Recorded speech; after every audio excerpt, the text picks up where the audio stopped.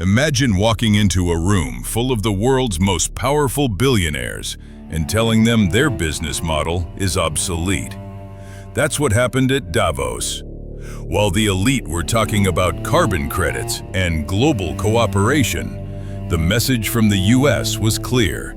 The era of the global citizen is over, and the era of the national fortress has begun. In the world of finance, this isn't just a speech. It's a declaration of war against the last 40 years of economic theory.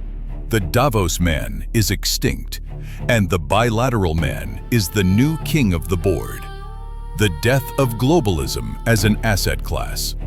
For decades, investors bet on globalization, finding the cheapest labor in Vietnam, the cheapest parts in China, and the lowest taxes in Ireland. The Davos speech signaled that this arbitrage is over. By weaponizing tariffs, the US is forcing capital back within its own borders. From a finance perspective, this is a forced relocation of wealth. If you want to sell to the American consumer, you pay the access tax, tariffs, or you build the factory in Ohio. Energy as a geopolitical weapon. The speech doubled down on energy independence. By flooding the market with US oil and gas, the goal is to lower the input cost of American manufacturing to levels that even low-wage countries can't beat. In finance terms, the US is using its natural resources to subsidize its industrial base. This isn't just about gas prices.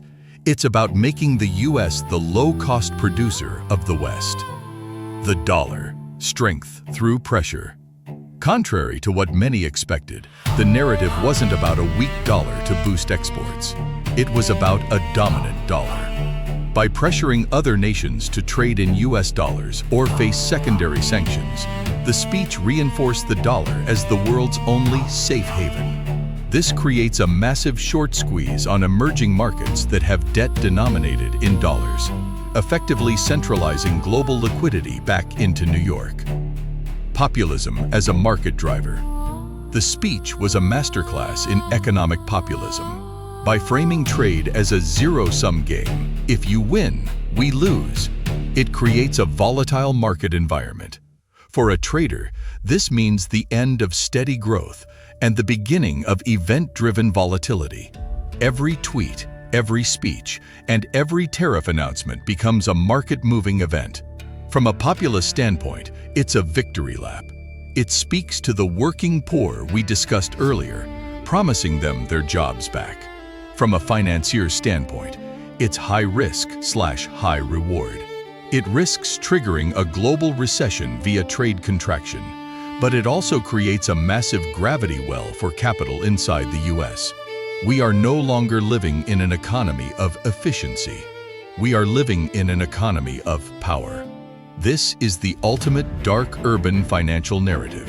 It's about the clashing of titans in the Swiss Alps, while the rest of the world waits to see if their currency will still be worth anything tomorrow.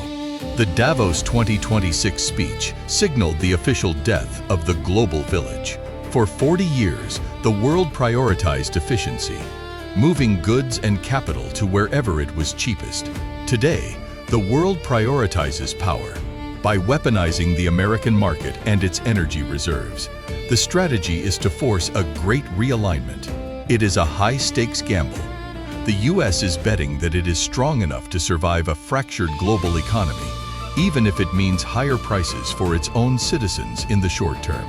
The Davos elite left the mountain realizing that the rules of the game didn't just change. The board was flipped over.